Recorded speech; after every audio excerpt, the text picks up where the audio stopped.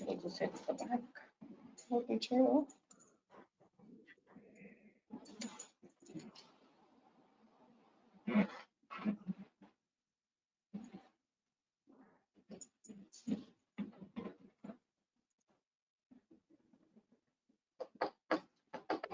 Good afternoon, everyone. We'll be starting in a few minutes. We're waiting for more people to join in. Please stay with us.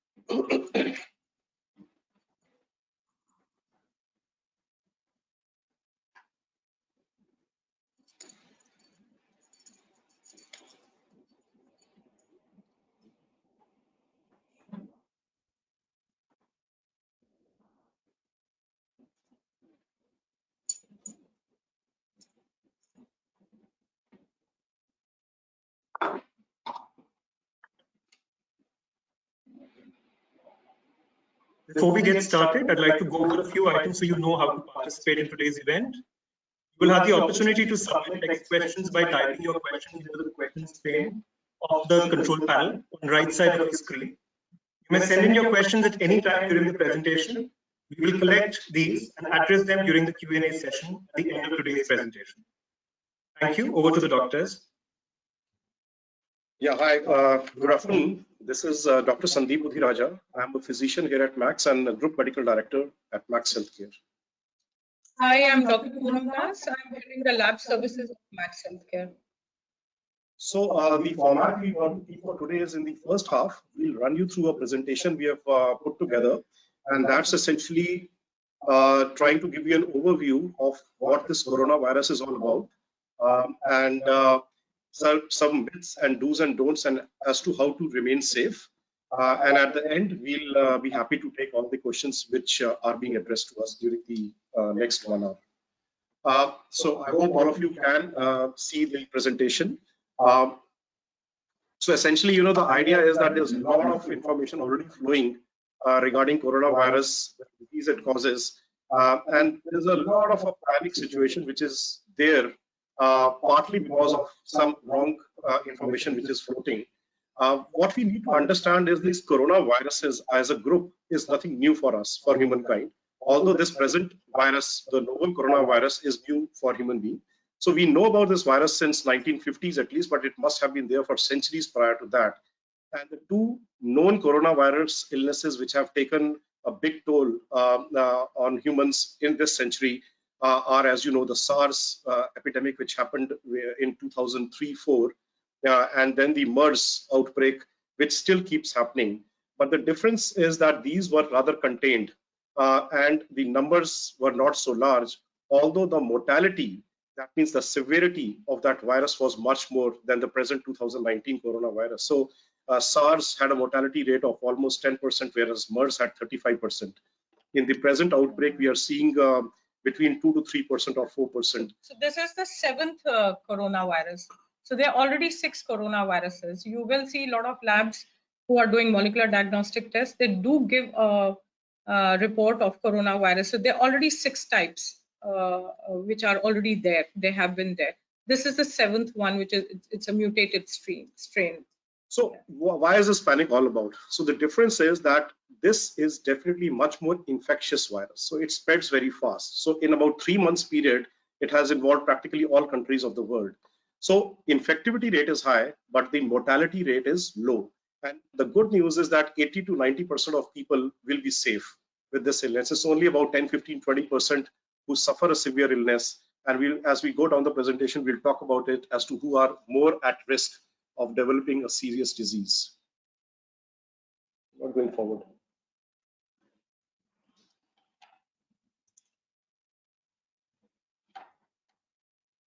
Okay, we've already spoken about this. So what are the symptoms? What are the warning signs of coronavirus? So fever, cough, and or breathlessness. Now you may ask, these are common symptoms of any other viral illness, so how do you differentiate between them? Answer is correct. It is sometimes very difficult to differentiate whether a person is having a common flu or cold or a coronavirus. But the some differentiating points are, as compared to flu and cold, presence of runny nose or nasal discharge is much less in this present COVID. And typically the cough is dry and a person has throat pain. And in some people, the infection goes down into the lungs and thereby causing the symptom of breathlessness or difficulty breathing.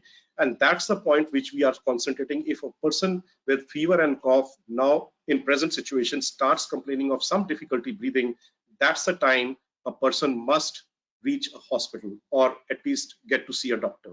The other non-specific signs and symptoms of this disease like headache, fatigue, joint pains, diarrhea, nausea are not differentiating points. These are common in any other viral illness. So there are some other viruses and bacteria also which are doing rounds and giving similar symptoms. Like till some time back, till around 2 weeks back, we were also getting a positivity rate of swine flu, which was a lot milder than earlier years. But yeah, we did have, H1N1, which is the swine flu coming positive. The positivity rate has come down. And definitely the normal viruses like rhinovirus, which causes common cold and symptoms which are similar. So it's not like everybody who has common cold and running nose and stuff like that has coronavirus. There is other stuff also which is happening. So however, what Sandeep is saying is that if you do have such stuff, then you must get in touch with your physician. Whether it is corona or rhinovirus or other viruses is besides the point. Okay, now how do you spread this infection? So there are essentially two ways by which this infection spreads amongst people. So what we presently know is human to human transmission. How it started in humans, probably the virus mutated, jumped from an animal from a mammal to human beings, but presently it is all human to human transmission.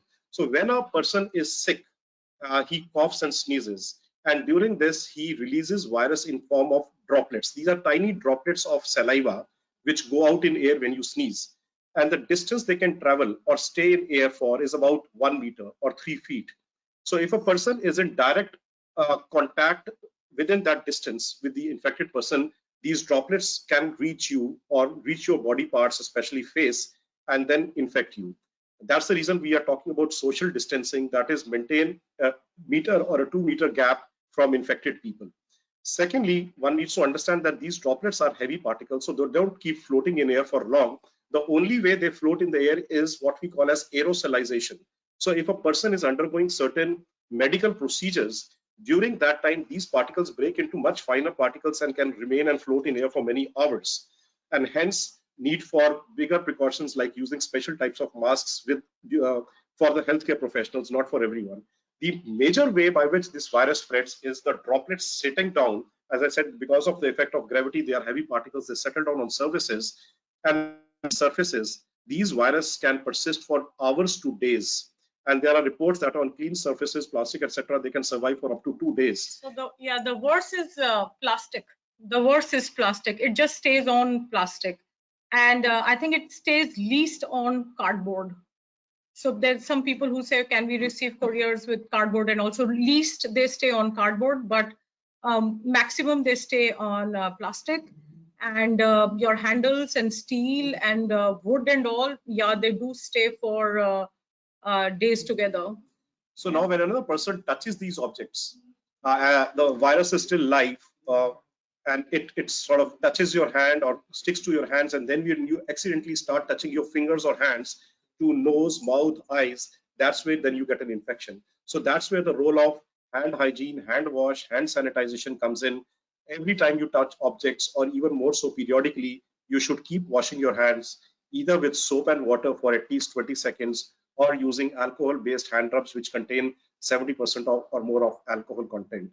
And try to cautiously avoid touching your fingers to face.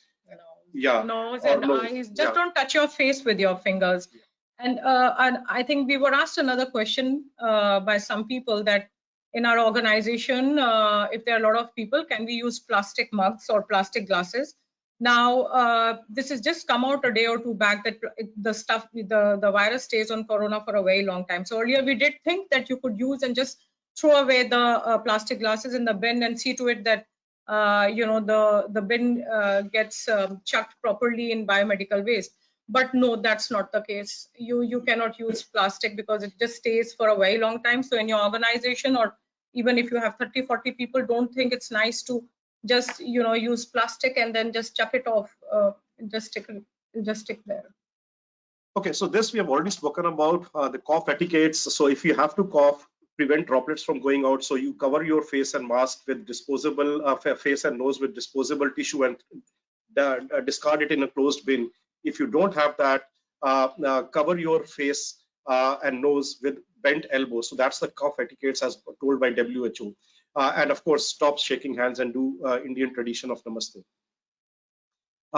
So this we have already spoken about, various ways by which you get infection. Even an infected person, utensils need to be separated, and use hand sanitizers or soap and water hand wash. I would like to add a very interesting. Can you just go back, Sandeep? So avoid coming in contact with people who are sick. Not only sick, I think people who don't overtly look sick, because a sick person anyways will be in bed and will be in a hospital and stuff like that. But if you do have people who have a running nose or the same type of cold and cough symptoms, it is said that you have to be at a distance of 6 feet at least. And there is a study in America which shows that if you avoid one person who has symptoms, you're actually helping 2,000 people to become positive in the next 1 week or 2 weeks.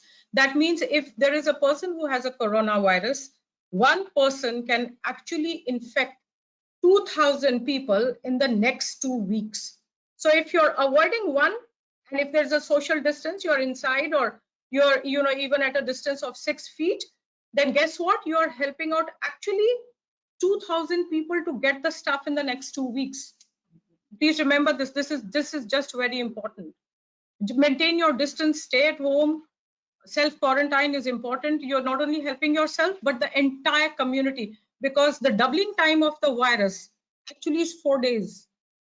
So if there is a count of virus, which is say X, it's going to be 2X in 4 days. That's how it multiplies. That's how fast it's multiplying. So that's what Poonam has said, avoid gatherings. In fact, the reason for doing that is exactly to prevent infection from spreading in the community. R naught is the word which we use as to how many people a potential patient can infect others. And that number is about 2.3 or 2.4. And just imagine one giving infection to 2.5 and 2.5 giving it. Yeah, so it just goes in geometric progression. Yeah. So these we have already spoken about as to common differentiating points between the various types of upper respiratory illnesses. Won't again go into that. But here, just come back to this. This is actually for your physician. You shouldn't be just sitting at home looking at all this and thinking, well, I don't fit into here, so I just have common cold, or well, I don't need the physician. So the mantra is, please get in touch with your physicians, even if you have a lot of updates and lot of information which is flowing around everywhere. Just don't try analyzing it yourself. You could do a video conferencing or a phone call to your primary physician, and the physician will be able to tell you. Maybe he tells you, please come and visit him, and so stuff like that. But just don't look at symptoms, because a lot of times we're getting calls saying, well, I have vomiting, so do you think I have corona? And we say, no, doesn't sound like. But then they say, well, I read it up somewhere that you could just be presenting with the vomiting. This is for physicians. Please get in touch with your primary physicians if you have any symptom, or that could be just these normal symptoms, because as of now, we don't know who has it and who doesn't. So do get in touch with your primary physicians and just don't self-medicate and self-diagnose.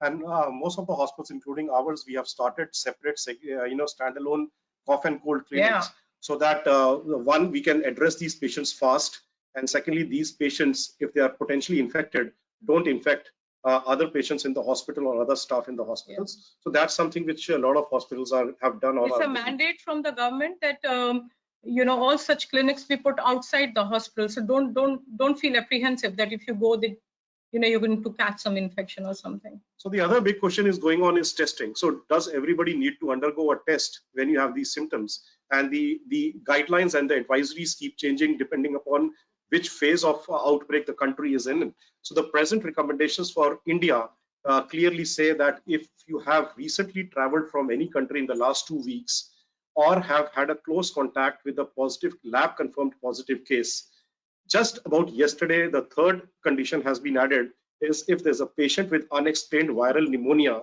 admitted in a hospital and the doctor feels the need of doing this test. So that's the third indication which has been added. So clearly it is not a test which is to be done for everyone who's just come down with fever, cough and cold.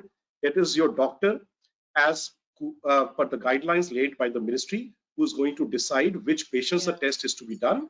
And presently the testing is restricted to certain recognized hospitals by the government. These advisories will change and keep changing. Yeah, they're changing by the minute. Yeah. And as and when we'll keep you informed as to which are the other designated hospitals where either the sample collection can be done or the testing can be done. So those advisories will keep changing. But as of now, it's only few limited government hospitals. So we're getting a lot of calls where people are saying, like just this morning, I got a call from a person who said, I do have a running nose and fever, and where could I get the test done? Now, one thing very important to remember is you cannot self-prescribe the test. Unlike the rest of the tests in India, where you can just walk into a lab or walk into a hospital, even if there isn't a prescription, by and large, the labs do conduct tests. So that's called, like, if you're a diabetic, you can continue doing a sugar test and stuff like that. But this test specifically, even if it's being done in the government labs or the government hospitals, and maybe just in a few hours or a few days time, maybe it starts in even private labs, these are not self-prescribed. These are to be prescribed by your physician. So if you have symptoms, don't think you can just walk in to a lab and say, well, I need to get my COVID tested done. That's not going to happen. You will first have to go to your physician. He has to check you out. He has to get a prescription. As of now, most of the cases are being from even the private practitioners everywhere in Delhi are being directed to RML. And there, people assess you, doctors assess you. And if they think you need to be admitted, they admit you. Otherwise, they take a sample and then they send it to the areas of testing, the government areas of testing. So yeah, at home, and like being a pathologist, I'm getting these calls every day where people think that, where is it that one could go? I just have little running nose, or I sneeze twice, or I just have headache and runny eyes. And do you think, where can we get tested? No, you can't get tested like this. You have to first go to a physician. He has to see you and then get a prescription. I think Poonam, you should answer. Yeah. So now, why are there only few labs who do this test? So usually, whenever there is a pandemic or an epidemic, also to begin with, the government actually tries to contain testing at one place, simply because these are specific WHO guidelines where we say, okay, we are going to get all the people who are positive for a particular disease to a government chosen lab, so that the entire data is they know how much is the real data and how to analyze it going further. You see, in a pandemic, that every country is now struggling with the COVID. So what happens at the end of the day is the data from all the countries actually just goes to CDC or say to WHO. They analyze, and by the minute there is stuff happening. So the intent of having just very few labs doing it is that you can contain the data and you can send the correct data to the higher bodies, apex bodies in the world, and by the minute they're churning out, they're knowing what is the virus, what can be the vaccine and stuff like that. Having said that, when the government infrastructure or it can't bear the load, is when they start saying, okay, now we can also take the help of testing labs. So that's what's happening right now, because the load is so much on, and nobody in the world is prepared for a pandemic. I mean, if you think that if you go to, say, New York, or if you go to some other places and they'll give you a test result in 24 hours, that's never going to happen, because Nobody in the world is ever prepared for a pandemic. We are prepared for epidemics. Like this is not going to become an epidemic next year. It'll come for a short while, go away. But nobody is ever prepared for a pandemic. So they're only limited infrastructure, they're limited resources with the government. They try their best to do whatever they are doing. So that is the reason. Also, you see, the infrastructure which is required for such tests is molecular diagnostics, which is where we check the genetic material of the virus. There's a test called PCR, which you would have been reading about, which is also being done by the government labs. In fact, they are doing that. You actually check the viral content or the genetic content of the virus. So this is a big test. Not every lab can do it. For example, we have an in-house biosafety level 3 lab, and so luckily, we'll be able to do it when the government gives us a go-ahead. But small labs cannot, because it requires huge infrastructure. It's not like a simple lab. Yet now, in days to come, the government might tell us, yes, just go ahead. But the basic requirement is that you have a biosafety level 2, which is the basic level, to contain infection within the lab or in the system. So that is the reason, and if there's no home sampling, as of today, there are very mixed signals from the government. For example, we got an advisory from the government of Haryana saying that, no, you cannot collect samples from home. While some of you would have read in the newspapers today that, some people could. So we are also still struggling with, the whole thing as to how the government is going to give us a directive, because you just can't call from home and say, come and collect the sample. Again, there has to be a protocol regarding that. And there has to be a process. So ICMR and the government, they are working very closely and very appreciatively. And they are rolling out the do's and don'ts. So yes, in a day or so, probably we will get to know about these things, and then we will keep updating. But as of now, there isn't a private lab in the country which has allowed sampling. You would have read about a few reagents which have come out by Roche, by a few other things. They have been given to a few labs to get them validated. Only when they get a go-ahead from ICMR will those reagents come out in the market, and is when we will procure them in our labs, whichever lab has the capacity to do it, and then start the test. So it's not just like off the shelf small kit or a cart test we can just buy. These are these are sensitive tests, and these are molecular tests which are to be validated. So that is where we are as of today. So the question is in everybody's mind that what if I get COVID? What will be my outcome? Well, as I said initially, majority people will have a very minor illness to an extent that some will even not realize that they are down with COVID. So it's only a small percentage of people who get seriously unwell and have to be hospitalized. And this group of people are generally elderly. So age beyond 60 years and more so towards 80 years is a higher risk factor where the mortalities are high. And second is presence of other medical conditions. So if a person has diabetes, a lung problem like asthma, heart disease, kidney failure, or is on dialysis, is immunosuppressed, is on certain medications which lower your body's immunity like steroids, you have cancer, HIV, but these are the group of patients where the mortality is much higher.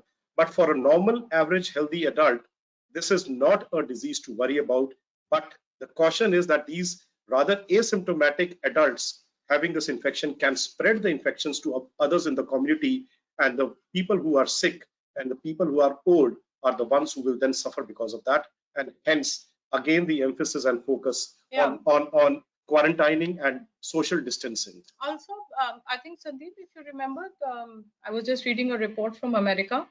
Until 2-3 days back, they said, okay, it's the elderly people who are actually at risk and with comorbidities. But in America, it is actually the young adults from 20 years to 40 years who are right. So actually. The thing is that it's nobody who's immune to getting this infection. So from childhood to elderlies. But there are, earlier in the initial part of the epidemic, it was thought that children and the younger adults don't die out of this. That's not true. But true. Again, this is not a message we want to convey here. Clearly, this is a disease which the sicker lot and the elder people are dying more. But yes, everybody has to be careful and cautious.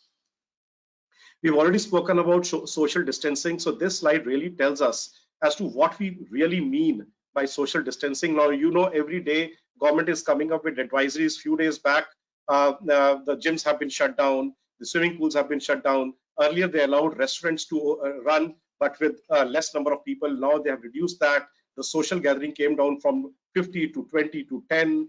So all that is essentially, as the risk of outbreak in a community increases, these measures will get stricter and stricter. And do we at all reach a state where you start lockdowns of countries or the cities is yet to be seen. But I think what I would like to personally emphasize here is the fact that we have a short window period of next few days where we can act to really prevent a potential outbreak which can get out of hand in coming few weeks. So all the measures which you're seeing happening at an individual level, at a private organizations level, at government level, at a central government level are all directed towards containment of this outbreak. Yeah, I'll just like to pitch in. I was just thinking about, the questions which were asked in the other webinars. So one was that a lady asked me if she could have her nanny, her child's nanny, take the child out to the park. Now, yeah, actually there is no harm in going to the park, but usually what happens is this is a social outlet even for the nannies or house help. So what happens is in a colony or in a, if you're in a community living, usually, all the house helps and all at a particular time, they like to come out from the house and they chat. So even if your child is playing around, you do see a group of them chatting around. So the problem is not with the nanny taking out the child, but the problem is that, they need to avoid few people collecting together and yapping, because there's nobody who's going to maintain a distance of 6 feet from each other. If there are three nannies or 4 or 5 house help, guess what? They'll stand at a decent distance. They won't maintain it. So yeah, parks are to be avoided simply for that reason. Though I see parks are all empty. I mean, there's just nobody there. But yeah, if your child goes out and and if your pet, if you have to walk your pet, somebody said, is it being transferred by pets? No, it's not. And if you have to walk your pet, yeah, it's all right. It's okay to take it's not, the virus is not hanging in the air. It's not in the air. As Sandeep said, it's when a diseased person coughs and when the droplets settle somewhere. Yeah, you can walk your dog and you can take your child out, but avoid like gatherings. Okay, so now last few slides on just trying to break these myths. Coronavirus only affects elder. We have already spoken about that. It doesn't. It affects every age group. Sicker are the older people. Thermal scanners can detect people infected with new coronavirus. Now, a lot of people are under myth that these scanners, which are being used at places like airports and outside malls and buildings, etc., detect virus, and they are viral scanners. Answer is no, they are not viral scanners. They only detect whether at that time when it's being checked, whether you have fever or not. And even if a person has taken a paracetamol tablet an hour before, they will not pick up fever. And many people who are in the incubation period is a time from the entry of virus in your body to the first manifestation of symptoms, which can vary from 2 to 14 days. During that time also, you may not manifest with any symptoms. So thermal scanners only detect fever at the time when it is being checked, and that's about it, and nothing more than that.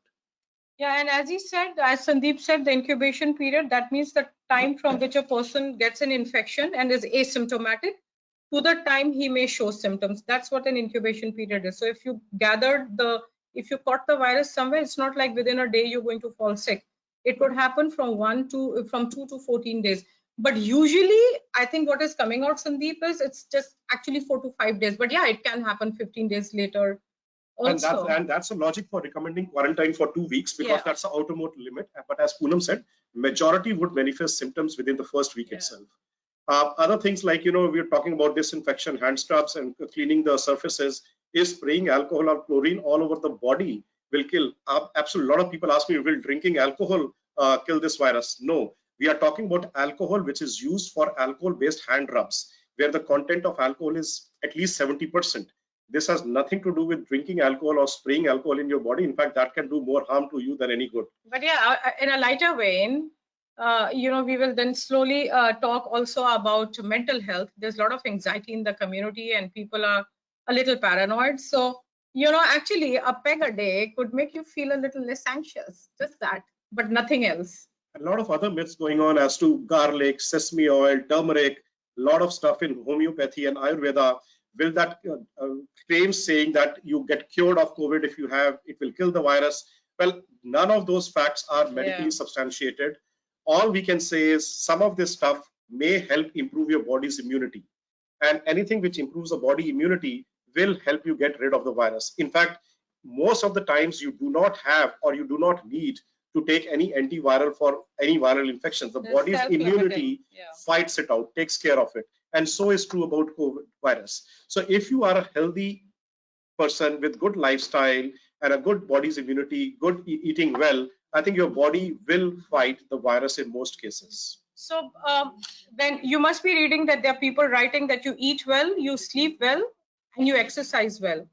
That is, of course, a very nice, healthy way of living. But clinically, what we mean by saying eat well, sleep well, and exercise well is you have your immunity intact.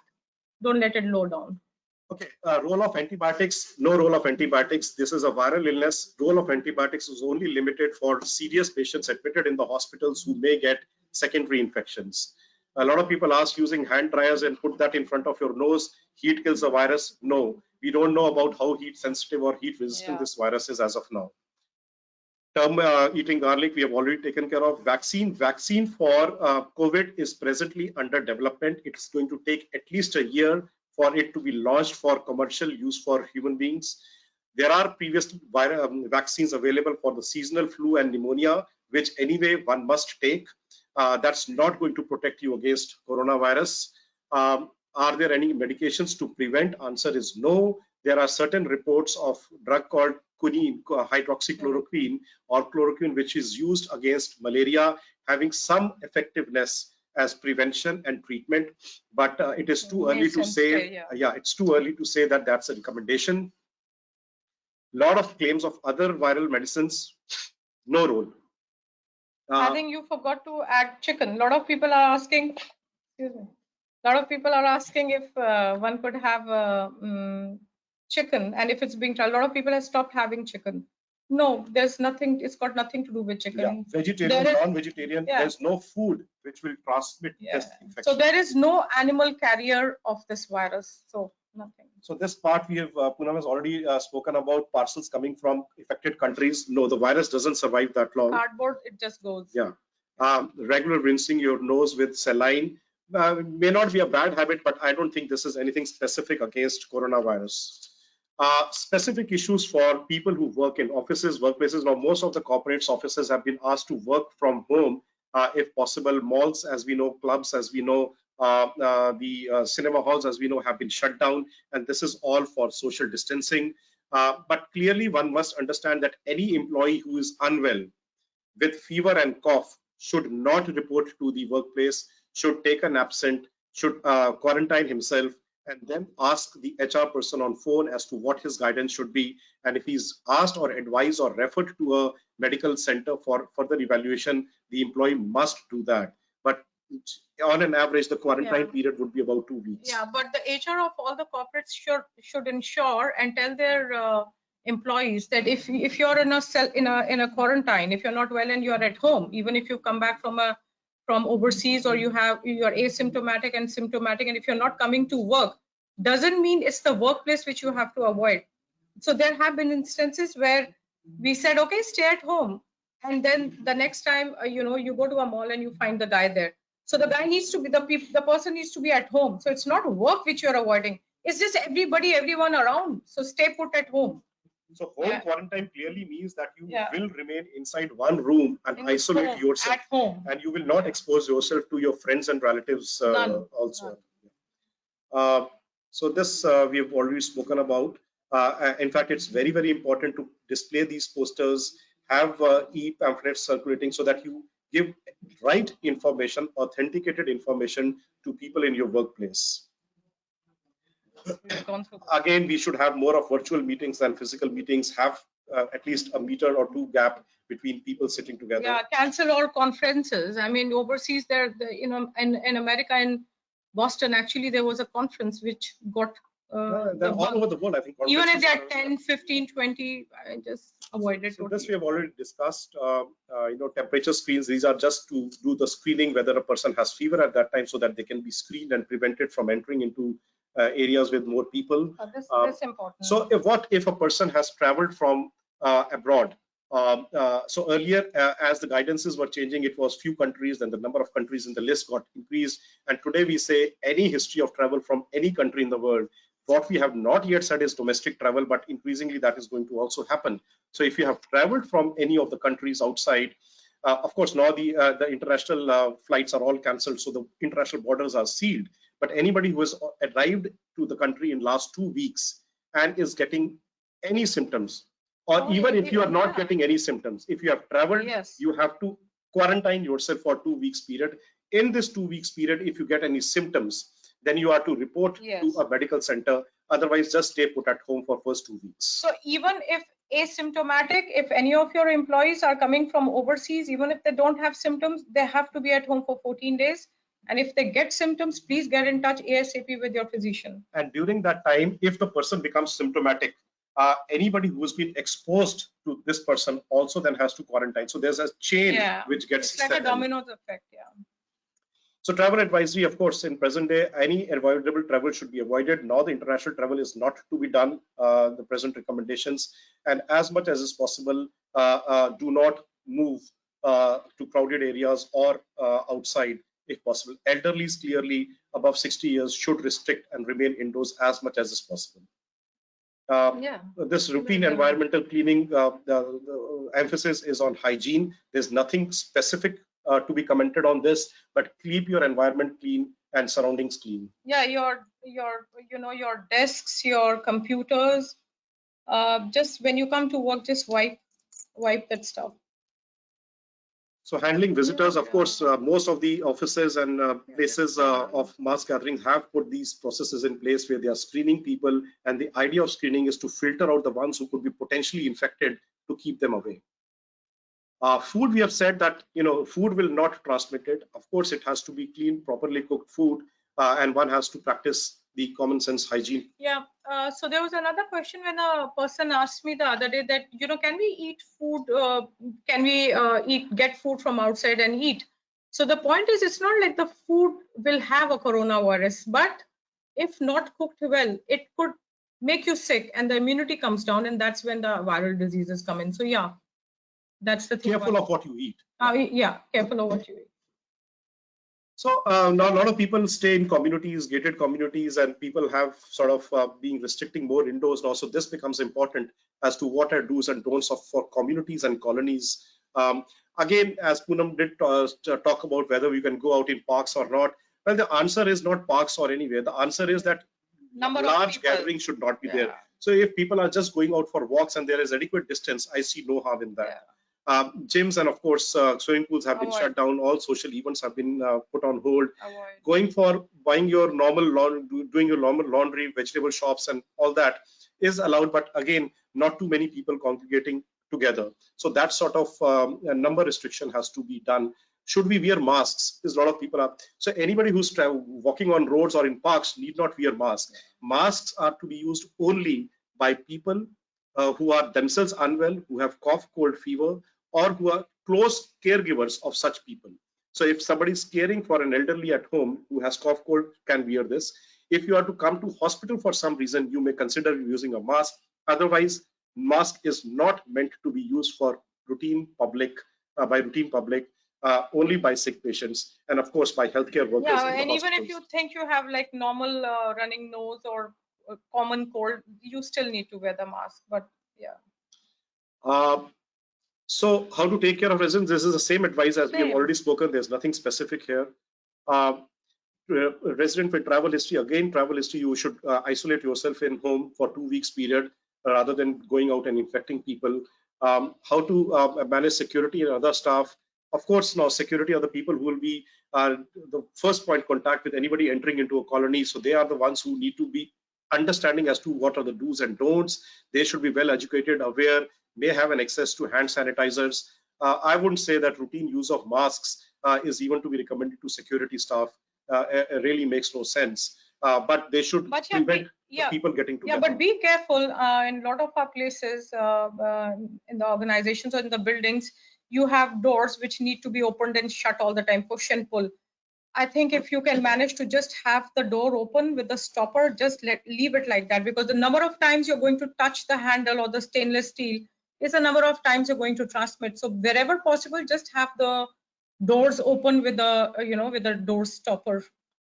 This part we've already spoken. Now, public transport could be an area where significant number of people get together and with less distance. So that's something one has to consider and avoid as much as is possible. One sec. Sandeep, the other day people were asking, what are the sanitizers which one should use? How much alcohol? So you specified around 6. So most of the sanitizers have 70% and above. The recommendations are 60% and above alcohol content should be there. So when you buy a sanitizer, please read what you are buying. We've already spoken that visitors should not have infections, and these are the hotline numbers or 24/7 numbers. And let me tell you, the response at these numbers are pretty good. You can call them up and they give you a right advice as to what are the do's and don'ts. Should you come to hospital? Should you get the test done? All these queries get answered on these numbers. One very important point which I wanted to make here was, which generally in India we do miss out. We just keep talking about our physical health. The one thing which one shouldn't ignore is the mental health. You see, the number of people who are anxious as of today is huge. So even if it is your your elderly parents or your child or anyone, there is such high anxiety, it's unbelievable. A lot of us have children who are studying overseas. I mean, I have a child who's in Boston, and trust me, I mean, there's a total lockout, and there are moments where she goes through anxiety and she'll keep calling up and say, Mom, I touched this, will this happen? I touched that, will that happen? I'm sure you have a lot of people have children who are studying overseas. All you need to do is talk to them every day, tell them what it's all about, and if they are actually getting panic attacks, which some children are, then it'll be nice if you put them through a counseling. There are web counseling happening. There are a lot of psychologists or your primary physician in your own place. They could just, or else just tell their friends who are there here to talk to them. So the whole thing is just talk to each other. So we call this corona anxiety. Yeah. And in fact, you might have heard news of 2 cases, suspected cases in the hospital who committed suicide because they could not, the anxiety was overwhelming and they could just not manage it. So I think very, very important part is very important. Mental well-being. And also there is no need to go paranoid, but it's nice to be a little anxious. Like I tell the kids all the time that, yeah, it's nice to be anxious about this because you need to be, but don't go paranoid. Now it's like a vicious cycle. If you start getting anxious, then there is anxiety and it triples. So the thing is that you talk to them, talk to your children, talk to your elderly people, or whosoever is there in the community. Right now is the time to stand up for each other. Just call up friends, do whatever, but that takes away anxiety. Trust me, people are so anxious, and rightly so. So please do not overlook. In India, we do overlook mental health, and we just keep looking at our lipid and our glucose and stuff like that. No, please take care of your mental health. Please look after the mental health of your near and dear ones. Talk to them. If they are children, if they are elderly, just talk. Just talk, or talk to healthcare professionals. So that brings us to the end of our presentation. Now we'll be happy to take questions from the people group. So you just have to type your questions and we'll take them one by one. Thank you, Dr. So we have a question from Reena Patel, who's asking, we all have staff, drivers, post deliveries, groceries, newspapers coming into the house. How do we disinfect everything? Any particular products you suggest we should use? No. So I don't think you need to disinfect any of these. As we have clearly said, the virus survival on these objects, especially if it is coming from outside where they are exposed to air and sun, is hardly anything. What you could probably be cautious about is the entry of non-house staff. So your domestic help, your drivers, ensure that they wash their hands. They are not having any symptoms of cough, cold, or fever. If they are, please send them on leave and with the right advice as to what they should do at home.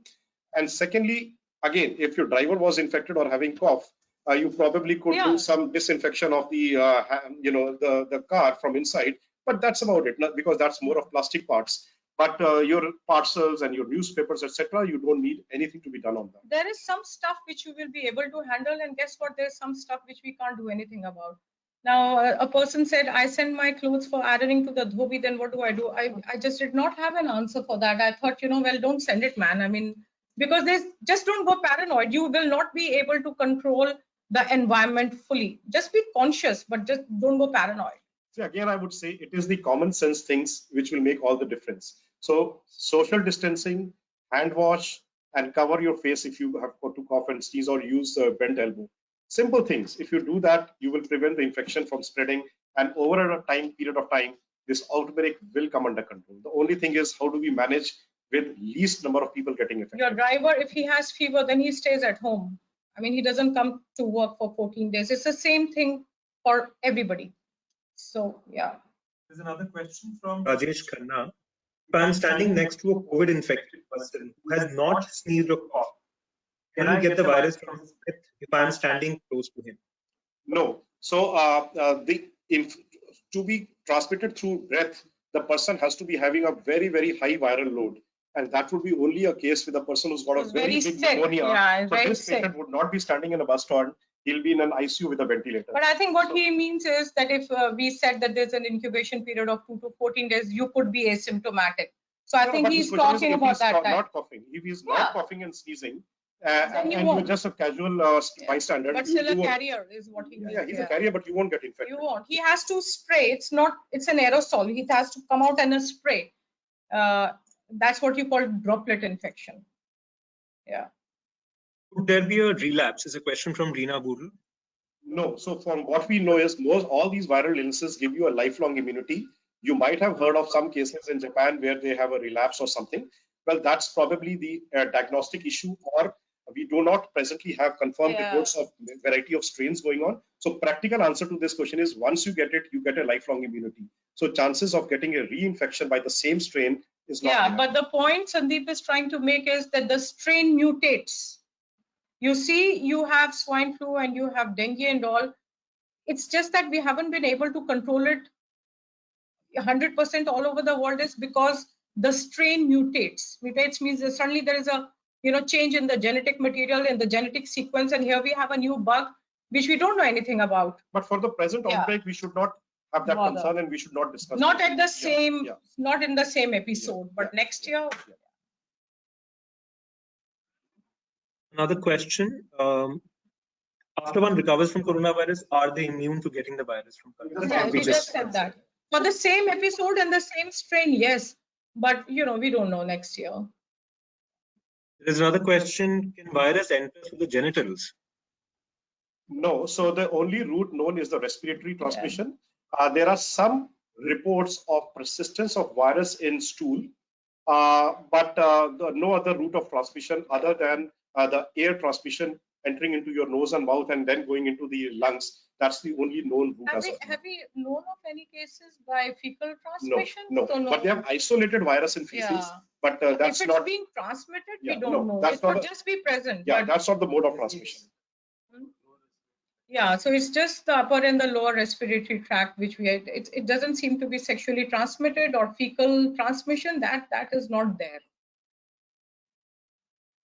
If there are any other questions, you can post them now before we end the session.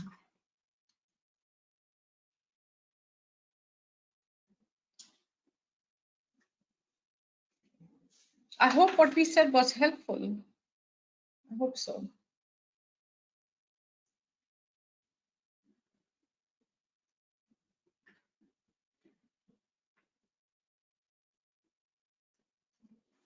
No? The question from Kalpa, are there any specific products one can use to sterilize the house? No, so normal disinfectants which you use like 1% hypochlorite based solutions, Lysol, etc.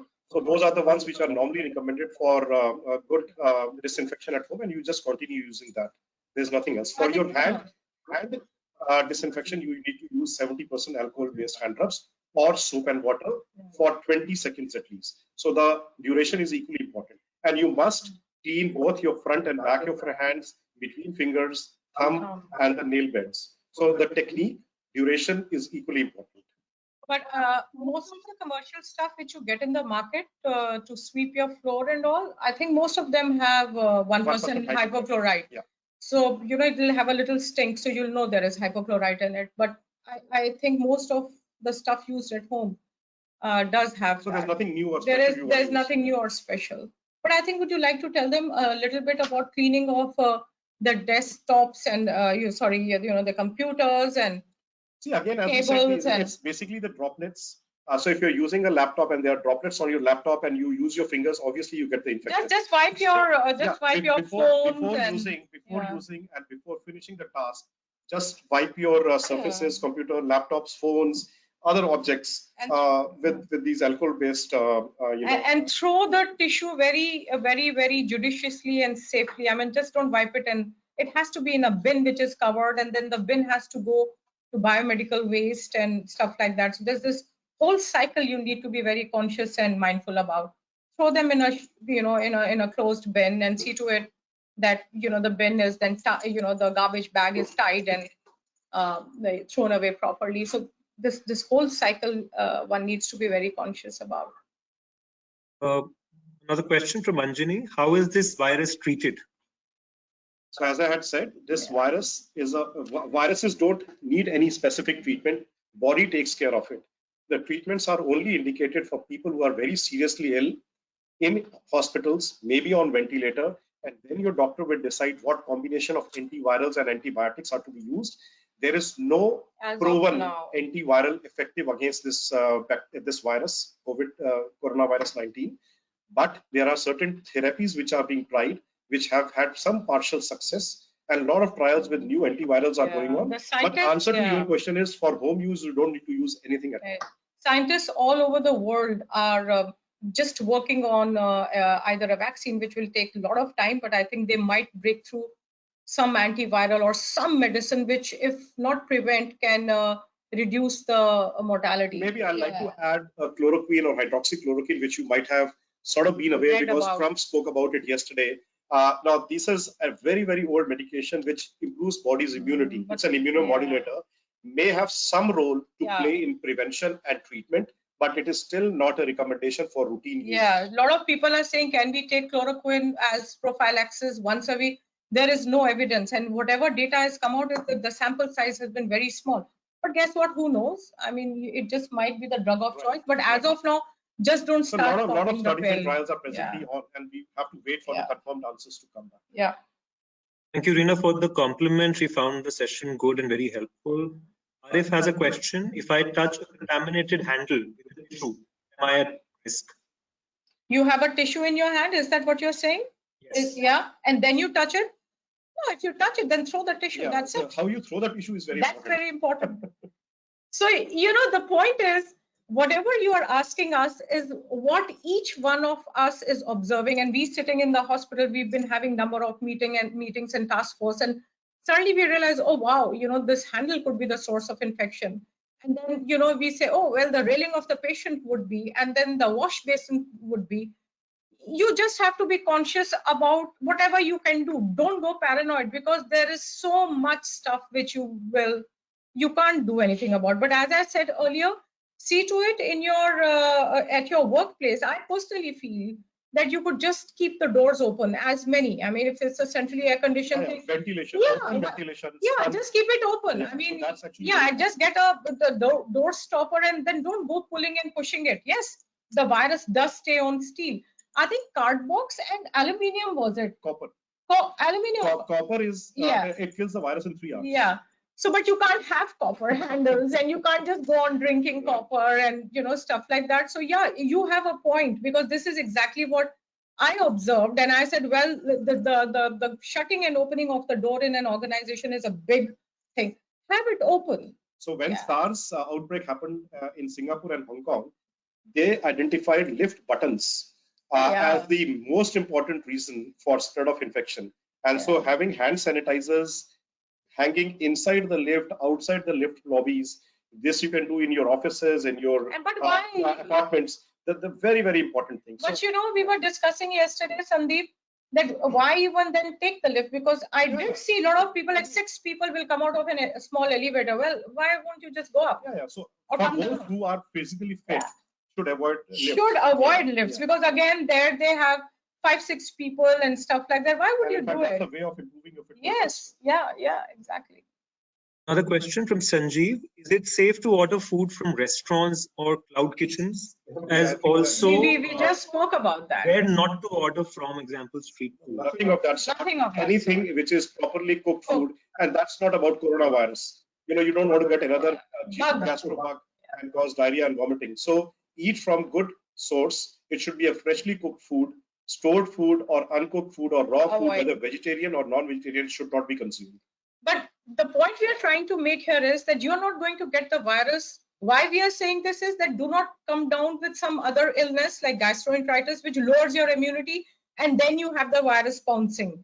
So it's not that the virus will be carried by uncooked meals or badly cooked meals. No, it will give you an infection. You will be then prone to just any other infection. So your question was, can Yeah. you eat food? Yeah, you can. Yeah. Provided it's from good source. Yeah, it's as good or as bad as what it was before the corona break. Yeah, outbreak. I guess after you've observed proper cleaning process after taking the food from the What delivery does that person. mean? From the delivery person.